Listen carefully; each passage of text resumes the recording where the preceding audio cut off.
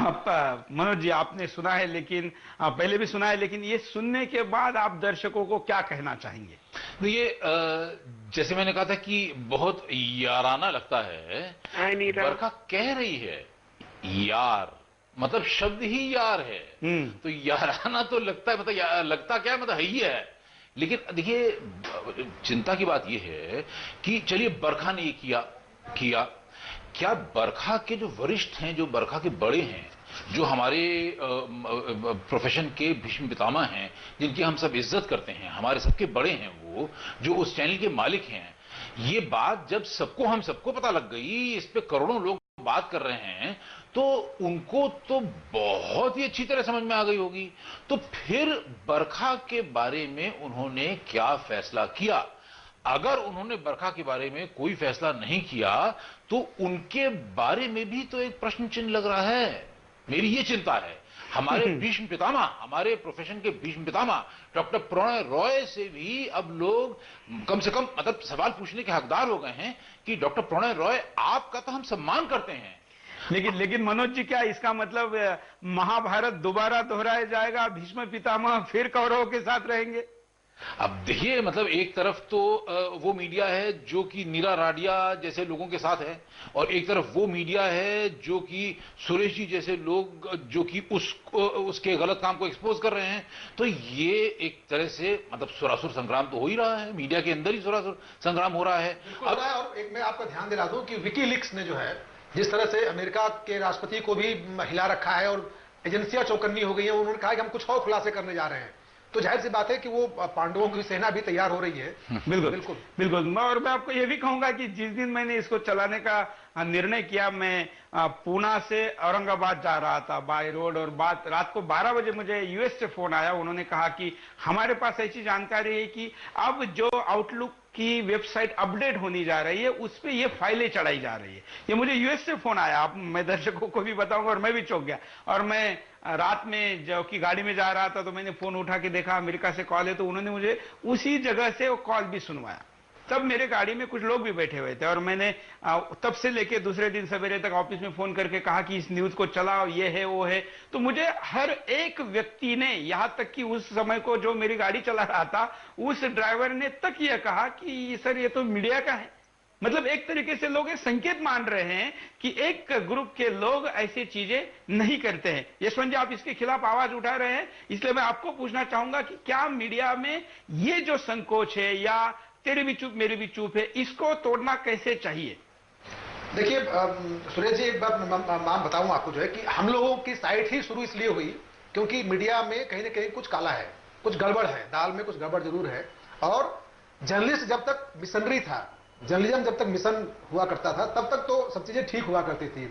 लेकिन जब से इसमें पूंजी की मात्रा बढ़ गई है, टेक्नोलॉजी से कहिए या एक्सपेंशन हो गया है, काफी बड़ा इनका जो है खर्च है, और जो ग्लोबलाइजेशन हो गया है, जो पूरे देश दुनिया भर की सब दीवारें ढह गई हैं आर्थिक रूप से, जो है हम लालची भी हो गए ना, लालची वैल्यू सिस्टम टूटा है उसके चलते, पूंजी के चलते।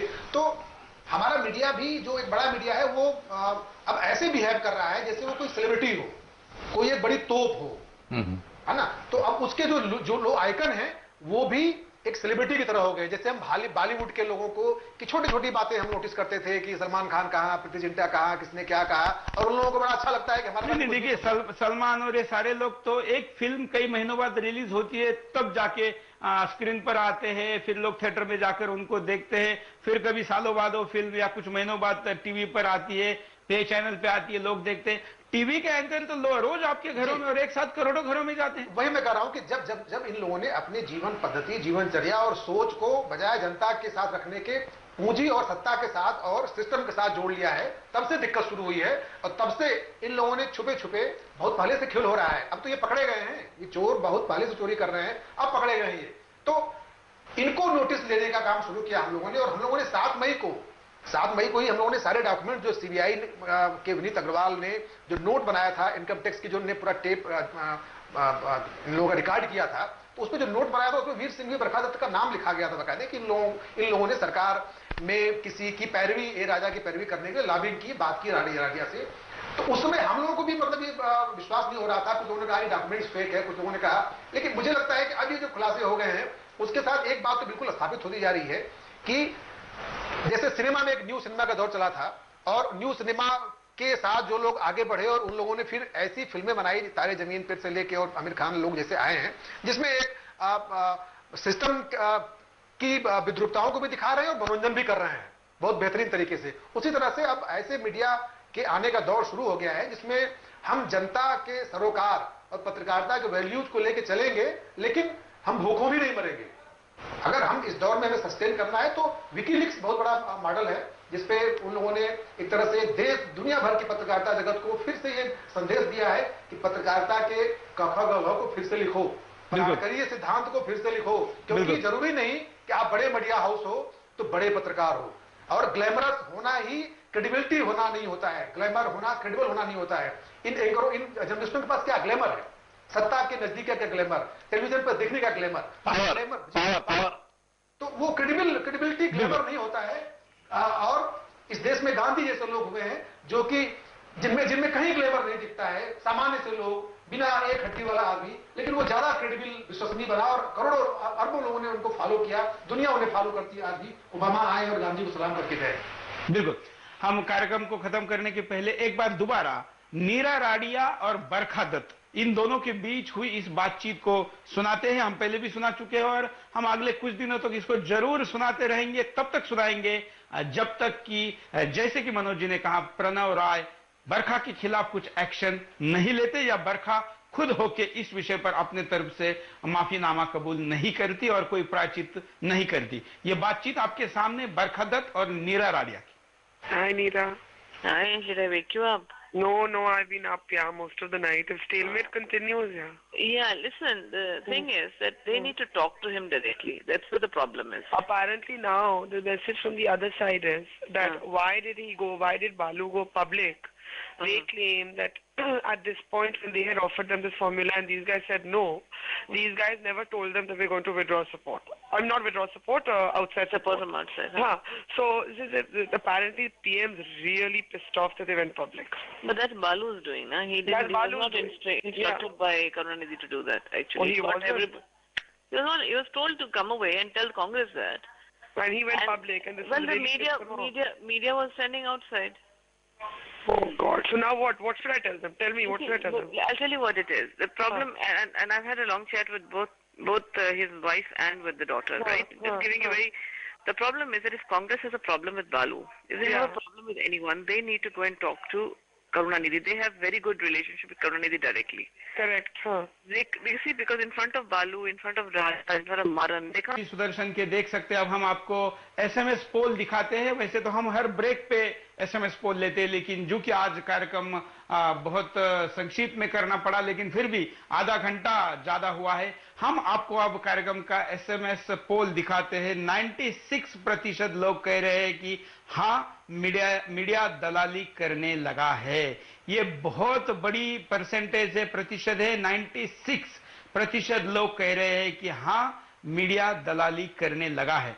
मनोज जी, अगर यही सवाल अगर हम इस टेप को सुनाए बगैर अगर लोगों के सामने चलाते, पूछते, तो इतना बड़ा डिफरेंस, शायद उल्टा डिफरेंस आता, क्योंकि लोगों को आता मीडिया पे भरोसा है। इस वोट पे क्या कहेंगे जो परसेंटेज आया है? मतलब ये कि अब लोगों को हमारी असलियत समझ में आने लग गई है। तो मतलब हम पैसे के लालची हैं, उसके लिए हम टीआरपी कमाने के लिए तरह तरह की तरकीबें करते हैं। तो जैसे आपने देखा होगा कई घरों के बाहर लिखा होता है बिवेयर ऑफ डॉग्स, कुत्तों से सावधान।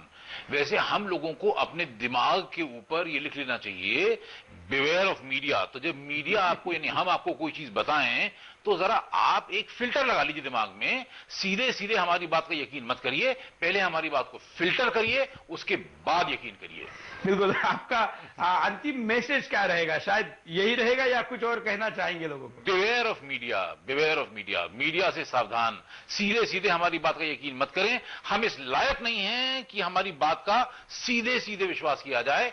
फिल्टर लगा के हमारी बात को आप समझिए। लेकिन मनोज जी, सुदर्शन जैसे चैनल के लिए तो कुछ अलग निष्कर्ष इनको रखना पड़ेगा ना। ना मैं सारी मीडिया के लिए नहीं कह रहा हूं, लेकिन मतलब ये कि देखिए अब उसमें हम ये कहें कि इसके बारे में सावधान और इसके बारे में कम से कम इतना तो हम कर ही सकते हैं कि जो टेप ओपन हुए हैं वो प्रभु चावला है आज तक से, एनडीटीवी से है बरखा दत्त, राजदीप सरदेसाई आईबीएन से, और राजदीप नहीं, क्या नाम इसका, एचटी से है वीर संघवी।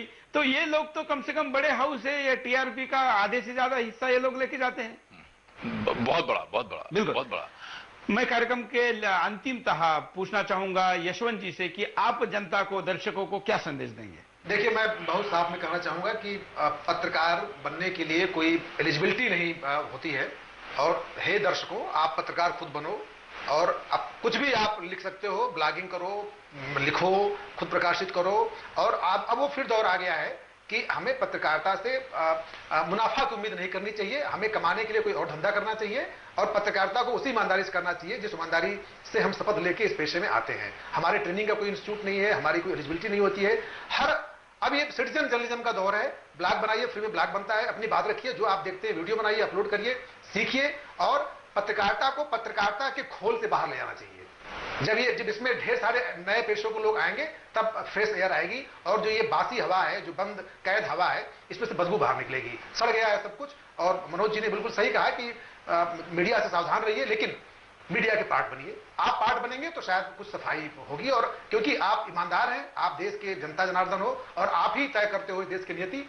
वरना हम लोगों ने तो जो संविधान प्रदत्त जो व्यवस्थाएं हैं, संस्थाएं हैं, उन सबों ने इस देश लोकतंत्र की ऐसी तैसी करने में कोई कसर नहीं छोड़ी हम लोगों ने। बिल्कुल, और इसीलिए सुदर्शन टीवी ने पिछले 1 साल से जो अभियान शुरू किया है नागरिक पत्रकार का, मैं दोनों अतिथि को बताना चाहूंगा और जो हमारे दर्शक है उनको भी बताना चाहूंगा कि सुदर्शन का लक्ष्य है कि अगले 3 सालों में 1 लाख नागरिक पत्रकार बनाए जाए। और ये नागरिक पत्रकार टीवी चैनल पर स्क्रोल, ब्लॉगिंग, साथ में समाचार भी भेज सकते हैं। और जब आम आदमी के हाथ में मीडिया जाएगा तो बरखा दत्त और वीर सांघवी जैसे जो दलाल लोग हैं, जिनके ऊपर दलाली का आरोप लगा है, ये अपने आप पीछे छूट जाएंगे। क्योंकि 1 लाख लोग, कल्पना करिए, सूचना के अधिकार ने क्रांति ला दी है, लेकिन सूचना का अधिकार नागरिक अधिकार है। नागरिक अधिकार में आप विंडो में से एप्लीकेशन करके जवाब मांगते हैं, और मीडिया का वो अधिकार है जो एक्सक्लूसिव प्रीमियम राइट है, वो है कि आप आईडी लेके दरवाजे से अंदर जाके टेबल पर जाके पूछ के सवाल पूछ सकते हैं, या रास्ते में रोक के सवाल पूछ सकते हैं। ये अधिकार सुदर्शन टीवी देश के 1 लाख लोगों को अगले 3 सालों में देगा। और 2011 में हम पहले साल में 10,000 लोग नागरिक पत्रकारिता से देश भर में जोड़ेंगे। आप नागरिक पत्रकार बनिए, और तथाकथित ऐसे जो आइकॉन बने हैं ना पत्रकारों के, उनको दूर करिए, इस क्षेत्र को अपने हाथ में लें, यही मैं आह्वान करना चाहूंगा। और बिंदास बोल में हम आज कॉलर्स को ज्यादा टाइम नहीं दे पाए, क्योंकि गणमान्य लोग, इस विषय के माहिर या जानकार लोग अपनी प्रतिक्रिया दे रहे थे, जो निश्चित आपके लिए भी मार्गदर्शक रही। लेकिन इस विषय को हम आपके सामने दोबारा लेके आएंगे, वो टेप्स आपको सुदर्शन के विभिन्न कार्यक्रमों में सुनाएंगे। और आह्वान करते हमेशा की तरह कि आप इनके मीडिया संस्थानों को फोन करें, मेल करें, अपनी प्रतिक्रिया दें, और भारत सरकार के गृह मंत्रालय को इनके जो पद्म पुरस्कार दिए हैं वो वापस लेने का आग्रह करें। राष्ट्रपति को लिखे, और आपने यहाँ के मीडिया में पत्र लिखकर, आपने यहाँ पर फलक लिखकर आंदोलन के रूप में भी प्रतिक्रिया दें। बिंदास बोल में आज के लिए इतना ही। मनोज जी आपने समय निकाला, यशवंत जी आपने समय निकाला, दोनों का सुदर्शन के परिवार की तरफ से धन्यवाद। और आप सभी दर्शकों को हमेशा की तरह मेरा जय हिंद।